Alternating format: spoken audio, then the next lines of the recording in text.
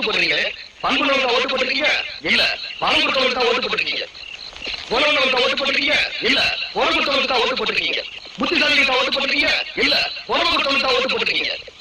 இவ்வளவு ஜாதியை பார்த்து ஓட்டு போடாத யாராவது ஒரு ஆள் இந்த கூட்டத்தில் இருக்காங்களா? சொல்லுங்க. உங்க ஜாதி நீங்க முன்னேறதா என்ன பண்ணாரு? உங்க ஜாதியை சேர்ந்த ஒரு மந்திரி இருக்காரு, அவர் நீங்க முன்னேறதா என்ன பண்ணாரு? ஏழைகளை எவ்வளவு நினைக்கிறது இல்ல. ஆனா நீங்க மட்டும் ஜாதிக்காக ஓட்டு போடுவீங்க. ஒண்ணு மட்டும் சொல்றேன், ஏழைகளுக்கு ஜாதி இல்ல, அவங்களுக்கு எந்த ஜாதி இல்ல. எங்க ஜாதிக்காரங்க மேல கொண்டு வரப்ப மேல கொண்டு வரப்ப மேல கொண்டு பேசுறீங்க. உங்க ஜாதியில எத்தனை ஏழை பொண்ணுங்க இருக்காங்க, பலத்துல கொடுக்க முடியாம வறுமையை வாங்கி தவிச்சிட்டு இருக்காங்க. அவங்க ஒரு பொண்ணுக்காவது உங்க தலைவர் நீங்க கல்யாணம் பண்ணி கொடுத்துருக்கீங்களா இல்ல உங்க ஜாதி சங்க கல்யாணம் பண்ணி கொடுத்துருக்கா? ஜாதியில பண வசதி இல்லாம படிக்க வசதி இல்லாம எத்தனை ஏழைமானவர் இருக்காங்க. அவங்களை யாரையாவது உங்க தலைவர் படிக்க வச்சிருக்கீங்களா, பட்டா வாங்கி கொடுத்துருக்கீங்களா? இல்ல, போராட்டம் முக்கிய மாத்தி ஜெயிலுக்கு அனுப்பிருக்கீங்க. அவங்க குடும்பத்தை எல்லாம் சீரழித்து நடுத்தரோட நிறுத்திருக்கீங்க.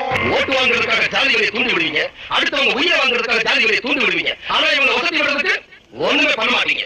20 வருஷத்துக்கு முன்னால 200 ரூபாய் சம்பளத்துக்கு இருந்த நீங்க அரசியல கொள்ளையடிச்சு இப்ப 200 கோடி ரூபாய் சொத்து சேர்த்து வச்சிருக்கீங்க. ஆனா இவங்க என்ன வச்சிருக்காங்க? இருக்கிறவங்க அடமான வச்சிருக்காங்க.